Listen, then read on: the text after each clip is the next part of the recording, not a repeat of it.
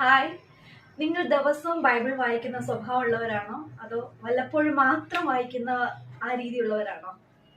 ലോകത്തിൽ തന്നെ ഇന്നുവരെ ഉണ്ടായിട്ടുള്ളതിൽ വെച്ച് വളരെ ശക്തിയേറിയ പുസ്തകമാണ് സത്യവേദ പുസ്തകം അഥവാ ബൈബിൾ. വളരെയേറെ പ്രത്യേകതകളുള്ള ഒരു പുസ്തകമാണ് സത്യവേദ പുസ്തകം. അതിലെ ഒന്നാമത്തെ പ്രത്യേകത എന്താണെന്ന് വെച്ചാൽ, ഇതിൽ എഴുതിയിരിക്കുന്ന എല്ലാ എഴുത്തുകാരന്മാരും ഈ വചനം എഴുതിയിരിക്കുന്നത് പരിശുദ്ധാത്മാവിന്റെ പ്രേരണയാലാണ്. അനുദിനം ദൈവവചനം ധ്യാനിക്കുന്നതിൽ കൂടി ദൈവം നമുക്ക് ഓരോരുത്തർക്കും പ്രത്യാശ നൽകുകയും നമ്മെ ബലത്തോടെ നടത്തുകയും ചെയ്യുന്നു. ദിവസം തോറും പലവിധമായ അവസ്ഥകളിൽ കൂടി കടന്നു പോകേണ്ടി വരുന്നവരാണ് നാം ഓരോരുത്തരും. എന്നാൽ ഈ അവസ്ഥകളെയൊക്കെ ഫേസ് ചെയ്യുവാൻ ആവശ്യമായ ദൈവകൃപയാണ് ഈ ദൈവവചന ധ്യാനത്തിൽ കൂടി നമുക്ക് നേടിയെടുക്കുവാൻ സാധിക്കുന്നത്. എല്ലാ ദിവസവും ബൈബിൾ വായിക്കുന്നത് ശീലമാക്കുവാൻ നിങ്ങളൊന്ന് ശ്രമിച്ചു നോക്കൂ.